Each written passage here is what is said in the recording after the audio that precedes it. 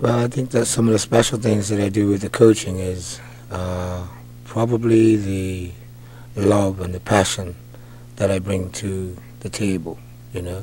Um, Starting the children from tender ages of 2 and 3 and taking them right up to 80 years old, as I had Mr. Trot out there yesterday who was knowing that his game was improving at the age of 80. So I really think it's the cutting the cloth to the garment, and it's not a cloning process. It's really bringing the best out of the individual. There's an African proverb that goes, to the man who says follow me, don't follow him, but to the man that says go in yourself, follow him. So I really, and when you look at the players at Port Royal, no two players have the same kind of style, which goes to prove that each individual is really bringing out their own personality and their character within themselves, you know, in the development of the game and the development of their own personal achievements. Now, in your camp, you have Jensen Bascom, you have Gavin Mandis, 1 and 2 in the country. What are their training habits like, especially that they meet so often in finals? Well, at this present time, Jensen has taken on a greater role in the executive and also as our youth director, dealing with the development of the very same program that he grew up in, which he's just ecstatic to be able to carry forward. Different, and also he's a doctor at a physiotherapist at King Edward Memorial Hospital, so he has great responsibility there. And every now and then the Bermuda Football Association calls him up for his therapeutic professionalism. Gavin, on the other hand, is still climbing. It's just about to turn over into the coaching aspect, but he's still developing his game personally. So heavily on training, fitness, and when it is an opportunity where Gavin is in Bermuda and Jensen and those guys are training for a tournament, say for example, then it's all about sharpening up all the various tools that are in the toolbox, you know. And we have other players who come in like Neil Towson. I mean, you know, just David, my mate too. But you understand what I'm saying, you know. Many of the top players that come from all of the different clubs as well, because it reaches a point where if you want to raise your game to the top level, you have to come to the temple. Now, I've been around sports quite some time, and I've seen tennis progress. Over the last year, we've actually seen some stagnant things. We haven't seen as many tournaments. We haven't seen as many exhibitions. Where does tennis sit right now? Well, I mean, it's always been in the trenches, you know. Not accentuating the negatives, but really just accentuating the positives, the things that are going forward. I like the fact that you mentioned there's as the community is downsizing, we feel the effects of the downsizing. So you can understand that the sponsorship is not as heavy. The availability of various things are not forthcoming as they were before. And I think it's a wonderful opportunity to open up other avenues to embrace the community and bring the community on. And because there's no exercise pill, and tennis is a wonderful way to get exercise and to have fun. So my focus personally, aside from the competitive aspects of tennis, is to get the community involved in the development of tennis and to come out and have some fun and some exercise. So it's always looking island-wide, because I was brought up at Tennis Stadium under Cromwell Manders, and then went to St. George's, not went, but was promoted by Cromwell to Donald Lottymore in St. George's, in which, after his passing, taking the torch and developing St. George's to a next level, and then coming up to the West. So in my life path, starting in the center, going to the east, then going to the west. That's all we have here in Bermuda. And so as I develop the temple, I have a keen eye on the total island and the other things in terms of assisting other pros with their development, which is really what the temple is moving towards. So as we may have a shortfall at the top, it's an opportunity for us to put more energy into the bottom. Now, I caught you last year. You were actually back out playing. You probably play a lot training, but I caught you in a tournament. Can we see you out more often? Well, the only time I come out in tournaments now is when either Gavin or Jensen or Ricky or Steve or any of the other players are not here to represent the temple. So I just basically come out so that it's someone they're representing. So chances of me coming out are pretty slim because the development is really heavy right now, especially at the junior level, as you were speaking. We have some amazing juniors that are coming up right now in Ricky Mallory's son, Steve Bean's son, Andrew Phillips' son.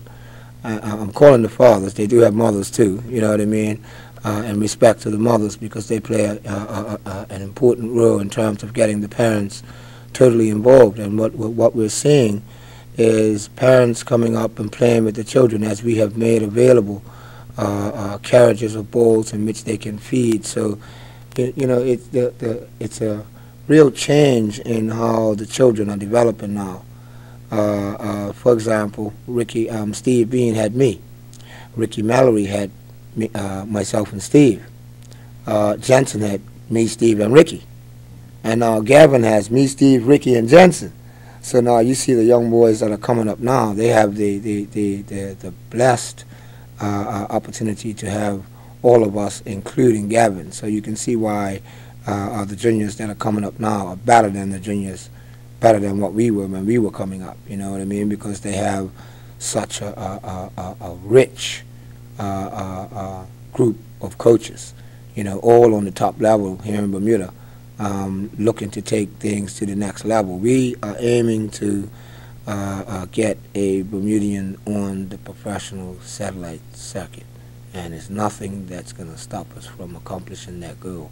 So we're really at a beautiful place right now in building up the bottom, building up the farm, so that it pushes the youngsters that we have at the top.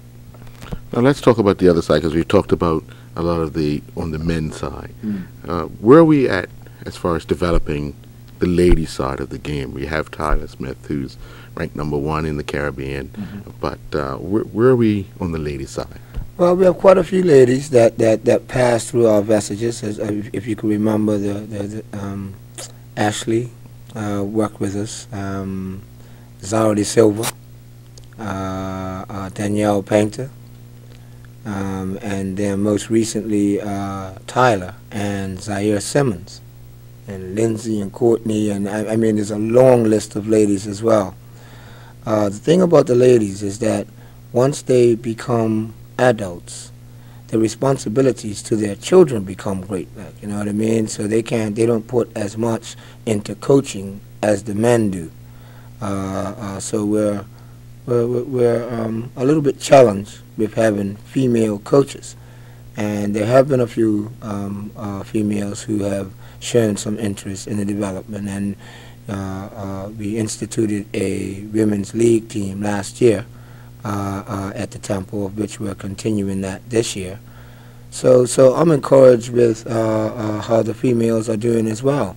With Zaire in college and Tyler doing her thing on the national circuit, preparing herself potentially next year or even the following year for a U.S. qualifying opening. She played in a tournament on the weekend in which she didn't have her best performance in the singles. She's still in the doubles. But, I'm really looking forward to the ladies bringing forth a little extra effort, and we're working on that right now, even in our executive. We started out just with the boys. Now we've included, some of the parents in the executive from the female perspective, and they bring, a very important element to the table. So we're really reaching a nice balance as far as males and females are concerned. We've got a young girl by the name of, young girls really, Amani Phillips and Daquana Crockle and Kiana Utterbridge, Kayla Harvey. These are young girls that are coming through that assist with the junior program. They come up on Saturday mornings when we're doing our youth clinics and take the attendance, you know what I mean, and they use that attendance for community hours for school. So we're just interacting totally with the boys, the girls, the men, and the women. So, you can rest assured that everybody is covered. Now the Temple of Tennis, it's open to all? Temple of Tennis was such a beautiful thing for us to open it. We were the Port Royal Tennis Club, and for years I felt that the whole club philosophy, acknowledging that Mary Utterbridge took tennis from Bermuda to the United States, documented. And Althea Gibson, after she won Wimbledon, came to Bermuda and spearheaded the movement so that the descendants of the Africans, as us, like me being the first generation public, as you know, prior to 1958, the descendants weren't able to play at Tennis Stadium except for on November the 11th. And then along came guys like myself, who were nuisances at the courts and just loved sports. A gentleman by the name of Mr. Pearl used to go down there quite often. And when Althea came to Bermuda, they ended up playing with a gentleman named Cecil Dismont, who went down there and played with and got in a lot of trouble for that. But that's where W.E.R. Joe came in and handled things from the political perspective in terms of getting us the necessary powers behind us so that everyone could play the game of tennis. So coming 360, Port Royal going to the Temple of Tennis as a charity got away from the middle class elite, because someone can afford $10 a lot easier than they can afford $360 for the year. And then when those people who pay that little $10 fee, once they get to the end of the year, they actually paid more than $360 as an annual thing. But just to make it make sense and open it up to the broad community and make it affordable, but not only making it affordable, but also making it welcoming. You know what I mean? So tennis has had a very elitist status around it, and the back hasn't been broken yet, like how it's been broken in football and cricket and other sports where you have team and you have populations of people, that are able to push things forward. And it's been a long time that I've been talking about different things, and people would say, "Oh, so there he goes again, talking the racial talk." You know what I mean? But I've never been one that is about destroying the development. I've always been about balancing the development. And at the temple, we have as many Europeans as we have Africans. We have as many Bermudians as we have Portuguese or West Indians or everybody comes to Port Royal, and it's really open and welcoming. But we still need to do some work on the island in reference to some of the other facilities. Because if you go to any other country in the world, the government facilities are free. And they're like that for the reason because the private facilities take care of the other people.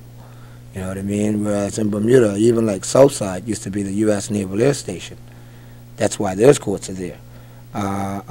Malabar used to be the Naval Officers Court. And it still has that stigma. It hasn't really, they haven't really broken the chains yet and opened up the tennis courts to the general public. And so, our next thing as the temple is to really take programs around the island and into the neighborhoods so that we open that vestige right up. And I'm looking forward to that. All right.